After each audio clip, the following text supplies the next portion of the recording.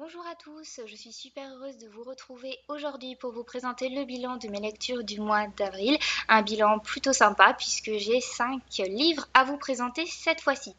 Je vous rappelle que comme toujours, je vous mets en barre d'infos les liens vers les chroniques si jamais vous avez envie d'avoir un petit peu plus d'informations sur les livres que je vais vous présenter. J'ai commencé le mois d'avril avec une bande dessinée. Il s'agit de Quelque part entre les ombres, le tome 1 de la série Black Sad, signé par Diaz Canales et Guarnido aux éditions d'Argo. C'est une relecture en fait. Cette BD est un gros coup de cœur pour moi et je prends beaucoup plaisir à la relire et j'avais très envie en fait de vous en parler puisque ça ne m'était encore jamais arrivé. Donc c'est une BD avec une ambiance un petit peu particulière. Alors c'est une sorte de polar en BD avec des personnages qui sont des animaux mais avec un comportement humain. Alors le personnage principal est sur la couverture, c'est un chat noir, il s'agit de John Blacksad qui est un détective privé et en fait nous allons le suivre lors d'une de ses enquêtes dans ce tome-ci. Il va retrouver un ancien amour, Natalia, qui est une actrice célèbre. Malheureusement, il va la retrouver morte, assassinée chez elle. Et il va décider de mener l'enquête pour découvrir qui l'a tuée. On ne lui a pas nécessairement demandé de le faire, mais il a envie de la venger. Voilà, tout simplement. Je vous conseille vivement cette BD parce que c'est vraiment un bonheur pour les yeux. Les dessins sont faits à l'aquarelle et tout est dans le détail. C'est vraiment magnifique. Et le scénario également est très bien ficelé. C'est vrai que du polar en BD, on n'y pense pas toujours, mais c'est plutôt sympa.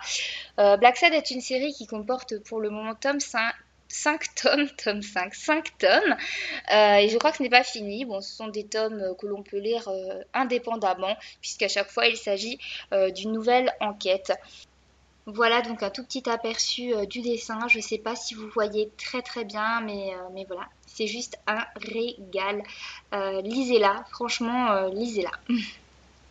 J'ai également lu L'appel du coucou de Robert Galbraith alias J.K. Rowling aux éditions Grasset.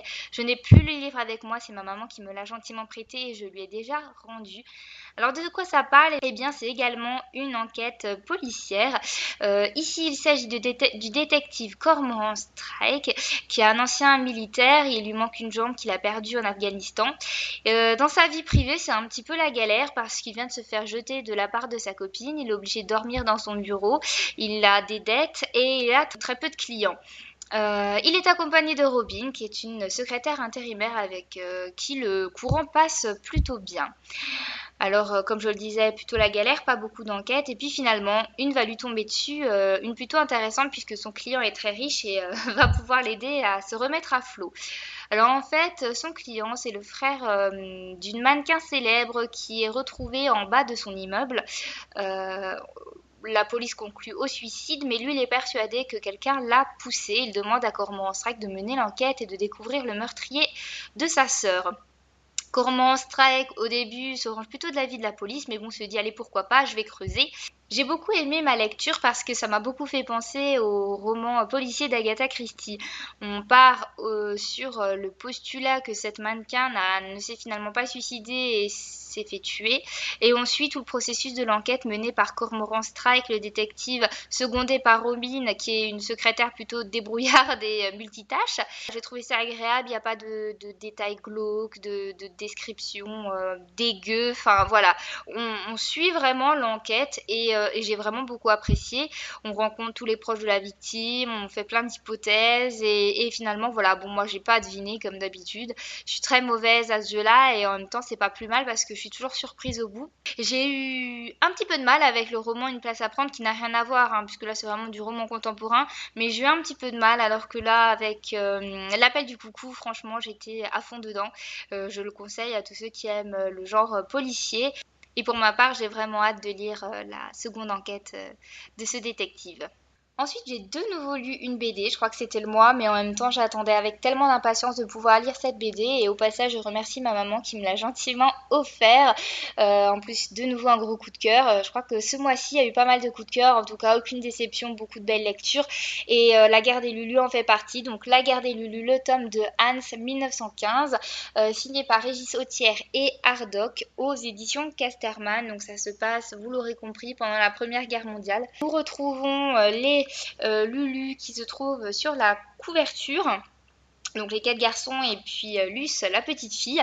Là où on les a laissés en fait dans le tome 1. Donc ils sont toujours dans leur cabane dans la forêt, sauf que voilà, ils ont un prisonnier, Hans, le soldat allemand, et ça va perturber pas mal de choses. J'ai vraiment apprécié cette lecture, c'est vraiment très intéressant et ça permet de se plonger dans la Première Guerre mondiale d'une manière tout à fait particulière parce qu'on l'aborde avec le regard des enfants, un regard qui perd de son innocence dans ce tome-ci et se rend compte de pas mal de choses et notamment du ridicule de la guerre puisque très rapidement il se rend compte que Hans le soldat allemand n'est pas pire ou meilleur et que lui aussi il a une famille qui l'attend et qui espère qu'il va rentrer de la guerre sain et sauf. Une grosse prise de conscience. Ce livre, ce tome-ci va marquer un moment de la vie des Lulu où ils vont apprendre vraiment beaucoup de choses, notamment au contact de ce personnage.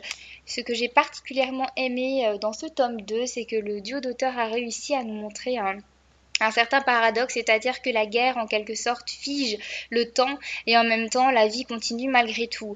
Et nos Lulu, eh ben, ils ont leurs préoccupations du quotidien et en même temps également des préoccupations que normalement des enfants de leur âge n'auraient pas dû avoir, comme notamment faire des provisions pour l'hiver, se cacher de l'ennemi, etc. Bravo à Autière et à Hardock, j'ai vraiment hâte de lire la suite.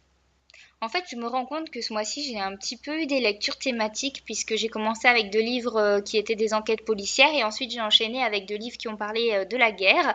Donc avec les Lulu, la Première Guerre mondiale et avec Elle s'appelait Sarah de Tatiana de Ronet, publié aux éditions Héloïse d'Ormesson, la Deuxième Guerre mondiale. Elle s'appelait Sarah. Je pense que beaucoup de gens connaissent ce livre. Ce livre qui a également connu une adaptation cinématographique que je n'ai pas encore regardée, mais ça ne saurait tarder. J'espère d'ailleurs pouvoir vous faire un article comparatif sur mon blog une fois que ce sera fait. C'est l'histoire de Sarah qui est une petite fille juive de 10 ans, née en juillet 1942. Tous les soirs, son papa va se cacher parce qu'il sait que parfois il y a des descentes de policiers qui viennent arrêter les gens.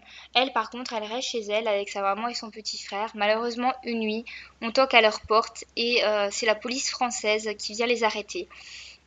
Sarah a juste le temps de cacher son petit frère Michel dans un placard qu'elle ferme à clé et elle lui promet qu'elle va revenir le chercher.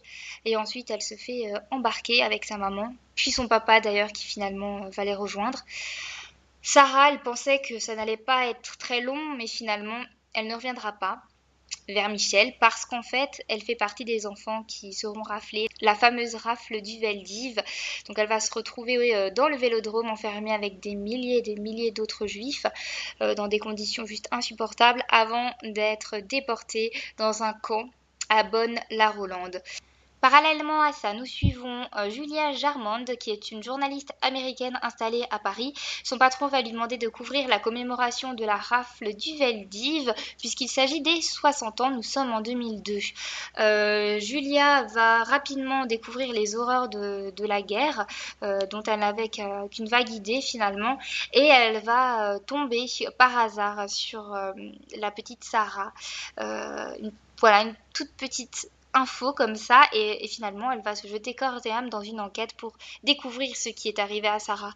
Ce que j'ai trouvé particulièrement intéressant, c'est qu'au début du roman nous avons des alternances de chapitres. Nous sommes en 42 avec Sarah, puis nous sommes en 2002 avec Julia.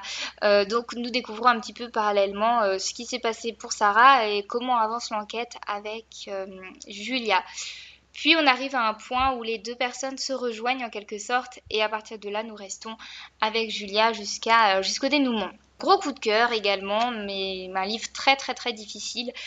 J'ai eu aussi beaucoup de mal à écrire la chronique d'ailleurs, mais finalement je pense qu'elle reflètera mieux mes émotions que là ce que je vais vous en dire, donc je vous invite vivement à aller la lire. Mais j'ai été bouleversée par ma lecture, forcément.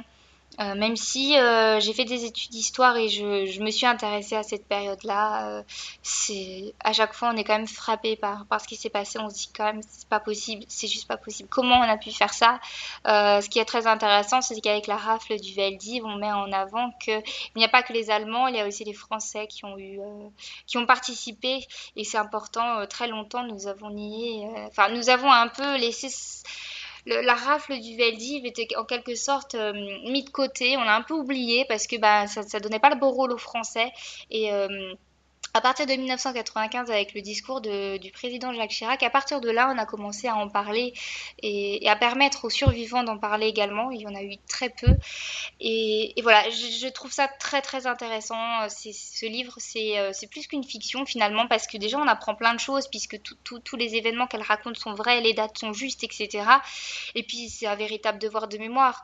Je vous conseille vraiment de lire ce livre. Il secoue, mais en même temps, c'est fait pour. C'est fait pour, il faut que ça secoue, parce que voilà, comment ça a pu arriver. Après, c'est terrible parce que Tatiana de Ronet arrive à nous donner espoir au fil du temps. C'est vrai que on se dit avec l'histoire, avec ce qui s'est passé dans la vraie vie, forcément, ça peut pas finir très bien. Et pourtant, on a toujours l'espoir que ça finisse bien pour Sarah. Vous verrez bien comment ça se finit. Tout est logique, tout est bien imbriqué. J'ai aussi été très touchée par le personnage de Julia qui vit quelque chose d'assez difficile dans sa vie personnelle également. Donc voilà, je vous conseille vivement ce livre. Alors, je suis en train de lire, ou plutôt je suis en train de terminer parce qu'il me reste plus grand-chose. Harry Potter et le prisonnier d'Azkaban, qui est le troisième tome de la saga Harry Potter écrite par J.K. Rowling.